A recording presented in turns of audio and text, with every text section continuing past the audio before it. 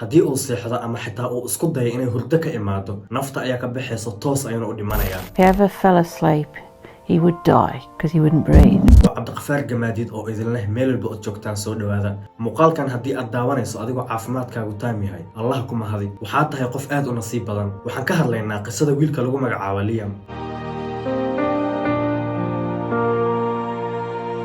haddii uu seexdo ama xitaa uu isku dayo inuu sariirta aado nafta ayaa ka baxayso oo uu dhimanayaa. waxa kaliya uu ku badbaadaya waa inuu soo jooda ilaa inta noloshiisa ka dhiman. If I had a good night's sleep, the answer is no. Not since the day he was born, to be quite frank.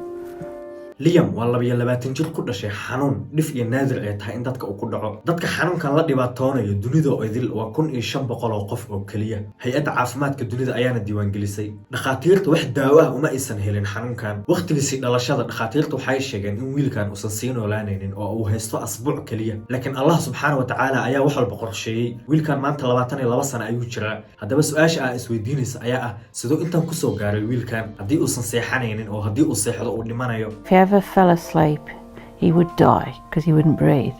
So we rely on a machine to make him breathe. And without that machine, he wouldn't be alive.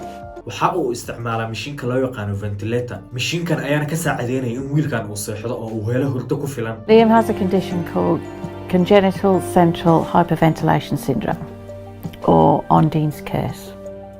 Ondine was a fairy, and he was cursed that he xanuunka la yaabka leh ee wiilkan hurdada u diiday ayaa lagu magacaabaa. waxaa loo soo gaabiyaa CCHS. waxa uuna dhibaato ku yahay oo uu xakameynayaa wareegga dhiigga, breathing systemka ama neefsashada. waxa uuna toos u dhibaateeyaa maskaxda. haddii uu qofka seexdo ma neefsan karo, neefta ayaa ku dhigayso waa uuna dhimanayaa. aniga caafimaadka ma soo dhigan oo baaritaankayga intaas kaliya ayuu ii sheegay. haddii aad caafimaadka wax ka soo dhigatay ama aad fahansantahay caafimaadka xanuunkan waxa uu yahay soo ogow. dhakhaatiirtan ilaa hadda daawo uma aysan helin. xalka kaliya oo uu qofka ku badbaadi karo haddii xanuunkan uu ku dhaco waa inuu isticmaalo mishiinkaas oo ka caawinaya qofka haddii uu seexdo in breathing systemkiisa uu xakameeyo. dhibaatooyinka uu wiilkan xanuunka u geystay hadalka ayaa dhib ku ah. communicationka in dadka uu la xiriiro waa ay ku adag tahay oo xanuunkan wuxuu toos u saameeyay ama u dhibaateeyay maskaxdiisa. I just get to the wire, I get to had iyo jeer waxaa ka taxadar waalidiintiisa xitaa haddii uu seexdo mar walba ay ag taagan yihiin sababtoo ah mishiinkaas haddii cillad yar ku imaado ama korontada ay tagto asagoo jiifo oo uu dhimanaya oo nafta ayaa ka baxayso.